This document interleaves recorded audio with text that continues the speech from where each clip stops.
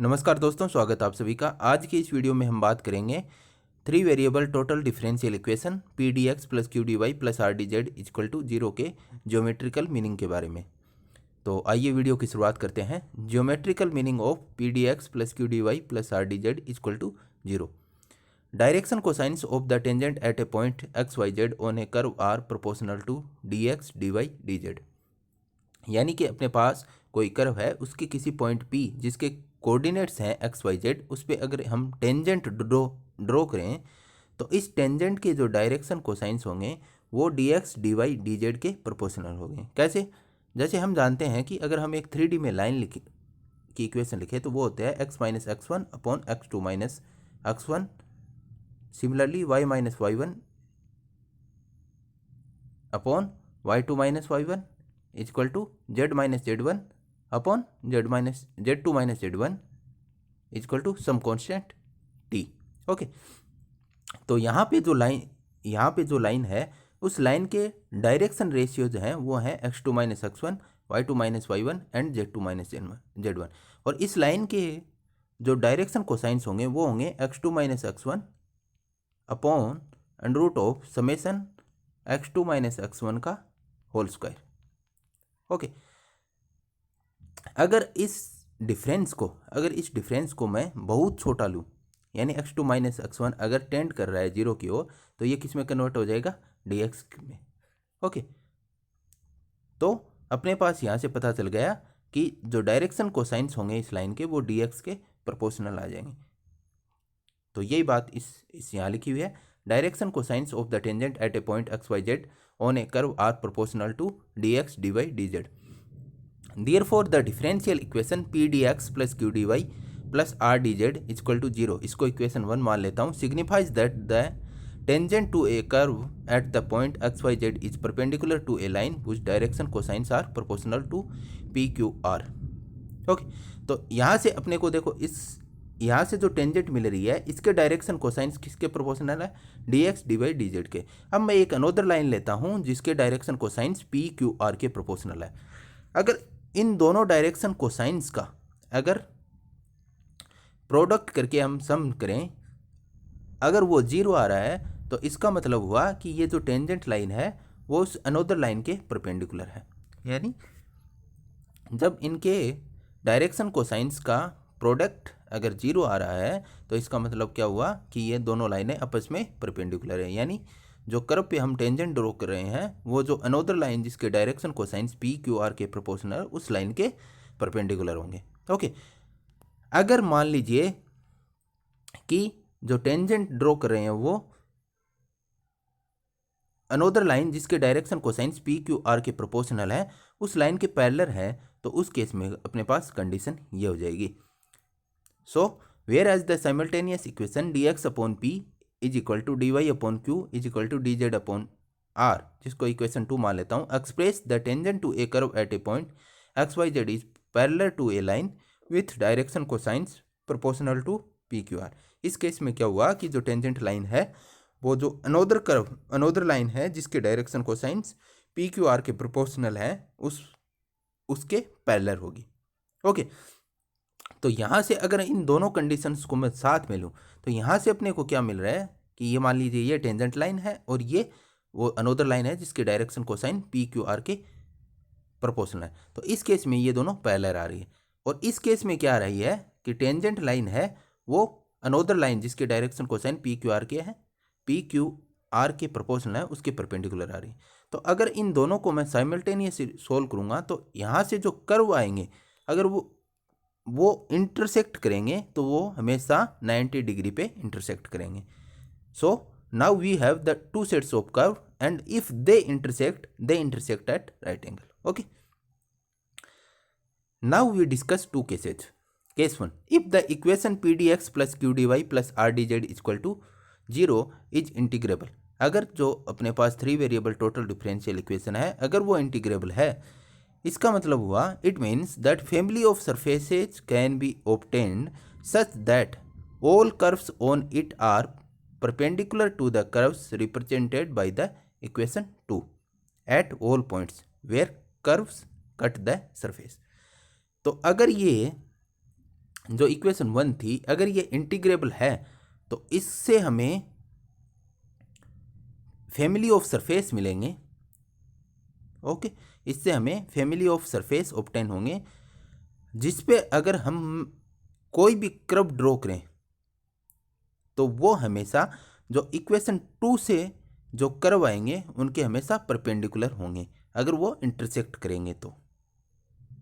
Okay, तो यही बात लिखी हुई है, if the equation P D X plus Q D Y plus R D Z equal to 0 is integrable, it means that family of surfaces can be obtained. यहाँ से इस equation से हमें फैमिली ऑफ सरफेसेज मिलेगी, such that all curves on it are. तो यहाँ से जो सरफेसेज मिल रहे हैं उस पर जो सभी कर्व होंगे वो परपेंडिकुलर होंगे, are perpendicular to the curves represented by the equation 2। जो इक्वेशन 2 के द्वारा जो कर्व्स मिलेंगे उनके हमेशा परपेंडिकुलर होंगे at all points where curves cut the surfaces. जहाँ पे जो इक्वेशन 2 के द्वारा जो कर्व्स आ रहे हैं वो इक्वेशन 1 के द्वारा जो सरफेसेज मिल रहे हैं उनको अगर कट कर रहे हैं तो उन पॉइंट्स पे ये हमेशा परपेंडिकुलर होंगे।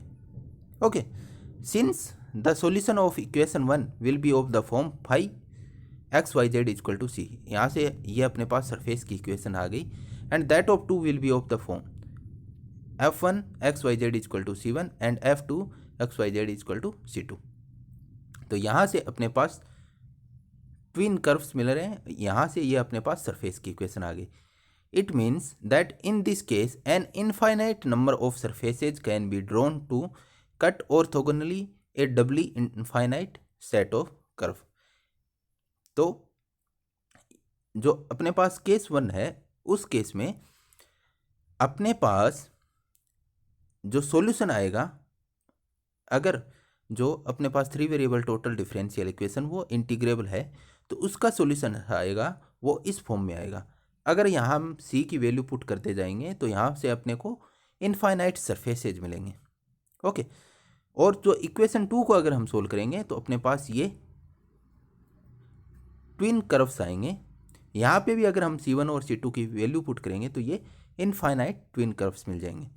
ठीक है, तो अगर जो इक्वेशन 1 है वो इंटीग्रेबल है तो हमें इनफाइनाइट नंबर ऑफ सरफेसेज मिलेंगे, जो कि ये जो डबली इनफाइनाइट सेट ऑफ कर्व्स हैं इनके हमेशा ऑर्थोगोनल होंगे या परपेंडिकुलर होंगे। समझ में आया? ओके, केस सेकंड है, if equation 1 is not integrable, यानी P D X plus Q D Y plus R D Z equal to 0 अगर इंटीग्रेबल नहीं है, then the curves represented by dx upon p equal to dy upon q equal to dz upon r may not admit of such a family of orthogonal surfaces।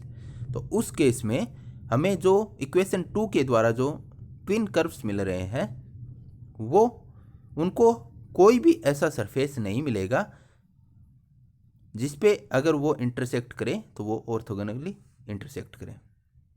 Okay, तो if equation 1 is not integrable, then the curves represented by dx upon p equal to dy upon q equal to dz upon r may not admit of such a family of orthogonal surfaces।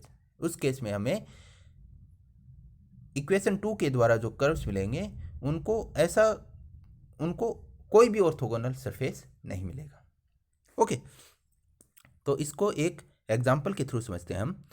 Find the differential equation of the family of twisted cubic curves y equal to ax square, y square equal to bzx, so that all these curves cut orthogonally the family of ellipsoids x square plus 2y square plus 3z square equal to c square। सबसे पहले तो हमें ज्ञात करना है कि हमें ये कर्व्स दे रखे हैं, इनके लिए एक डिफरेंशियल इक्वेशन फाइंड करनी है। तो जैसे हमने छोटी क्लासों में पढ़ा था कि जब हमें मान लेते हैं एक सर्कल की इक्वेशन दी है जिसका सेंटर ओरिजिन पे है और जिसकी रेडियस सी के प्रोपोर्शनल है, जिसकी रेडियस सी है, तो इसकी हमें डिफरेंशियल इक्वेशन ज्ञात करने के लिए हम क्या करते थे, इसको डिफरेंशिएट करते थे और इस वेरिएबल, यहाँ पे एक वेरिएबल है उसको हटाने की कोशिश करते थे। ठीक है, तो सेम मेथड ही हम यहाँ अपनाएंगे। यहाँ पे देखिए 2 वेरिएबल हैं ए एंड बी, इनको हम रिमूव करने की कोशिश करेंगे। तो जब हम family of twisted cubic curves आज given in equation is y equal to A X square, इसको इक्वेशन 1 मान लिया, y square equal to B Z X, इसको इक्वेशन 2 मान लिया। तो यहाँ से हम जो इक्वेशन 1 है उसको डिफ्रेंशिएट करेंगे। तो डिफ्रेंशिएट करने के पास अपने पास आ गया D Y by D X equal to 2ax, इसको इक्वेशन 3 मान लेते हैं। अब यहाँ से जब हम a की वैल्यू, a को अगर रिमूव करना चाहे तो a की वैल्यू इस इक्वेशन से पुट कर देंगे। एक क्या आ जाएगा यहाँ से y अपॉन एक्स स्क्वायर, तो a की वैल्यू यहाँ पुट कर देंगे तो अपने पास ये आ जाएगा D Y by D X is equal to 2y by X. Okay, तो इक्वेशन 1 को डिफ्रेंशिएट करने पे अपने पास ये मिल रहा है।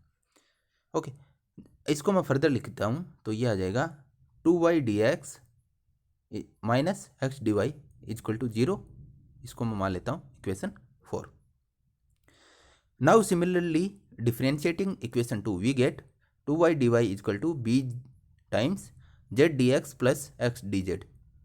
ओके, तो इसको मैं इक्वेशन 5 मान लेता हूँ। अब इक्वेशन 5 में b की वैल्यू इक्वेशन 2 की मदद से पुट करेंगे। तो यहाँ b की वैल्यू क्या आ जाएगी y square upon Z x. Okay, तो यहाँ से b की वैल्यू इक्वेशन 5 में पुट कर देंगे तो अपने पास ये इक्वेशन आ जाएगी Y Z D X minus two Z X D Y plus X Y D Z equal to 0, इसको मैं मान लेता हूँ इक्वेशन 6। ओके, तो अब हमें इक्वेशन 4 और इक्वेशन 6 को सोल्व करना है।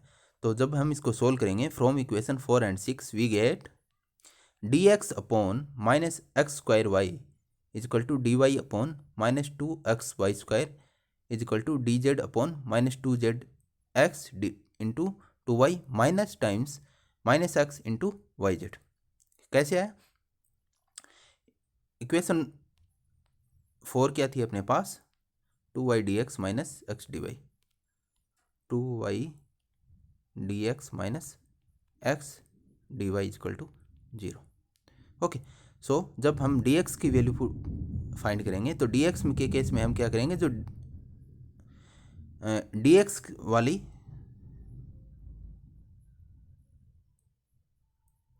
यहाँ पे देखिए, इसको मैं एक मैट्रिक्स फॉर्म में लिख लेता हूँ। ये आ गया अपने पास dx, ये आ गया dy, ये आ गया dz। तो यहाँ से देखिए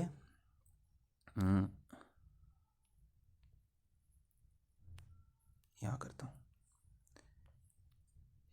ये आ जाएगा dx dy and dz।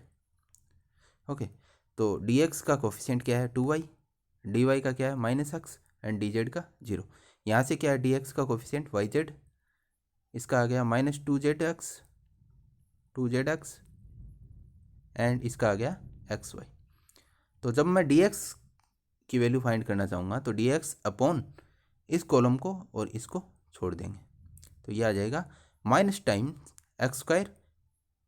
Okay, तो ये आ गया माइनस टाइम्स एक्स स्क्वायर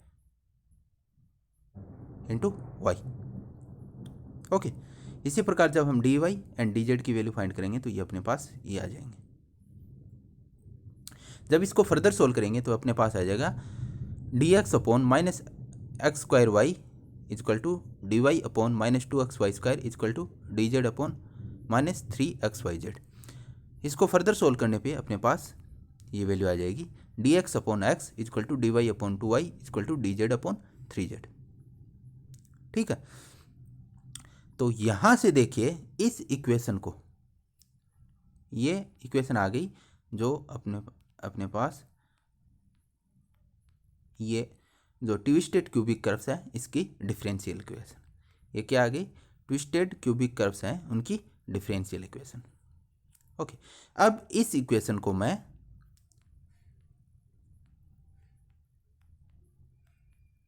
इस इक्वेशन के साथ कंपेयर करता हूँ।